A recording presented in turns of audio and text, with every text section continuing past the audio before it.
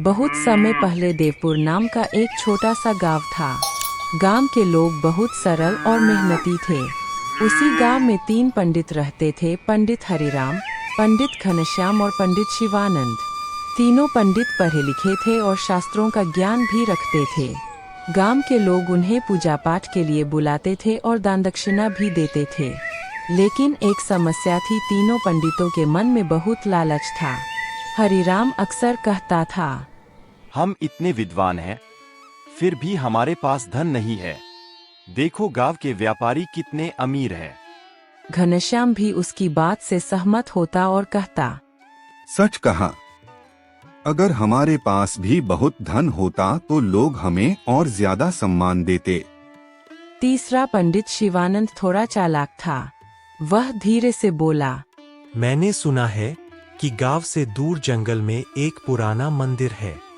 कहते हैं वहाँ एक राजा ने बहुत साल पहले अपना खजाना छुपाया था। यह सुनते ही दोनों पंडितों की आंखें चमक उठीं।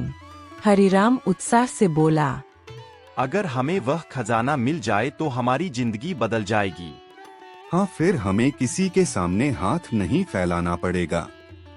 तीनों पंडितों ने उसी समय फैसला कर लिया कि वे जंगल जाकर खजाना ढूंढेंगे। उस रात तीनों पंडित चुपके गांव से निकल पड़े। चांदनी रात थी और चारों तरफ सन्नाटा पसरा हुआ था। जंगल का रास्ता आसान नहीं था। रास्ता उबड़-खाबड़ था और पेड़ों की घनी छाया से अंधेरा छा रहा था। चलते चलते घनश्याम थोड़ा डर गया। वह बोला, मुझे लगता है हमें वापस लौट जाना चाहिए। लेकिन हरिराम बोला, डरने की जरूरत नहीं है। सोचो, अगर हमें खजाना मिल गया तो हम अमीर बन जाएंगे। लालच के कारण तीनों आगे बढ़ते रहे। कुछ देर बाद उन्हें रास्ते में एक बूढ़ा साधु दिखाई दिया। वह एक बड़े बरगद के पेड़ के नीचे बैठा ध्यान कर रहा था। तीनों पंडितों ने उसे प्रणाम किया। साधु ने धीरे धीरे आंखें खोली और बोला, बेटा, तुम लोग इस घने जंगल में क्यों आए हो? पंडित हरिराम थोड़ा घबरा गया, लेकिन उसने झूठ बोल दिया। बाबा, हम बस पुराने मंदिर के दर्शन करने जा रहे हैं। साधु ने उनकी आंखों में देखा और मुस्कुराया। वह बोला, सच बोलो, तुम लोग खजाने के लालच में यहाँ आए हो? तीनों पंडित चुप हो गए। साधु ने गंभीर आवाज में कहा, याद रखो, लालच इंसान को अंधा बना देता है। जो इंसान लालच में पड़ता है वह अक्सर अपना सब कुछ खो देता है। लेकिन तीनों पंडितों के मन में खजाने की तस्वीर घूम रही थी। उन्होंने साधु की बात को ज्यादा महत्व नहीं दिया और आगे बढ़ गए। कई घंटे चलने के बाद उन्हें जंगल के बीच एक बहुत पुराना और टूटा हुआ मंदिर दिखाई दिया। मंदिर के चारों तरफ झाड़ियां उगी हुई थीं और ऐसा लग रहा था जैसे वहां कई सालों से कोई नहीं आया हो। तीनों पंडित धीरे धीरे मंदिर के अंदर गए। मंदिर के अंदर एक पुराना दरवाजा था जो नीचे की ओर जाता था। शायद वह तहखाने का रास्ता था। तीनों के दिल तेज तेज धड़क रहे थे। उन्होंने साहस करके दरवाजा खोला और नीचे उतर गए। नीचे पहुंचते ही उन्हें एक बड़ा लकड़ी का संदूक दिखाई दिया। तीनों पंडित बहुत खुश हो गए।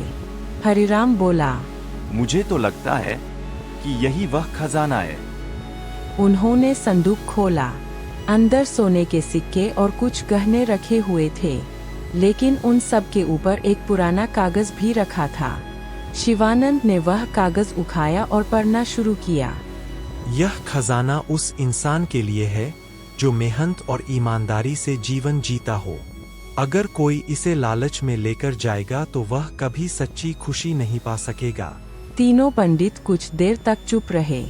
घनश्याम बोला, शायद यह हमें चेतावनी देने के लिए लिखा गया है। लेकिन हरिराम अभी भी लालच में था। वह बोला, हम इतनी दूर आए हैं, अब खाली हाथ नहीं लौट सकते। अब तीनों के बीच खजाने को लेकर बहस शुरू हो गई। हरिराम कहता था कि उसे ज्यादा हिस्सा मिलेगा। घनश्याम बराबर बांटने की बात करता था और शिवानंद दोनों को शांत करने की कोशिश कर रहा था। कुछ देर बाद उन्हें एहसास हुआ कि खजाने के कारण उनकी दोस्ती टूटने लगी है। तभी शिवानंद को साधु की बात याद आई। लालच इंसान को अंधा बना देता है। सोचो अगर हम यह खजाना ले भी जाए तो क्या हम सच में खुश रह पाएंगे? घनश्याम ने सिर झुका लिया। हरिराम भी सोच में पड़ गया। कुछ देर बाद तीनों ने फैसला किया कि वे खजाने को वहीं छोड़ देंगे। वे समझ चुके थे कि लालच उन्हें गलत रास्ते पर ले जा रहा है। तीनों पंडित वापस गांव लौट आए। उस दिन के बाद उनकी सोच बदल गई। अब वे ईमानदारी से पूजा करते, गरीबों की मदद करते और लोगों को सही रास्ता दिखाते। धीरे धीरे पूरे गांव में उनकी बहुत इज्जत होने लगी। एक दिन वही बूढ़ा साधु गांव आया। वह मुस्कुराकर बोला, तुम लोगों ने सही रास्ता चुन लिया है। याद रखो, असली खजाना सोना नहीं बल्कि अच्छा चरित्र और मेहनत है। तीनों पंडितों को अब समझ आ गया था कि सच्ची खुशी लालच से नहीं बल्कि ईमानदारी और मेहनत से मिलती है।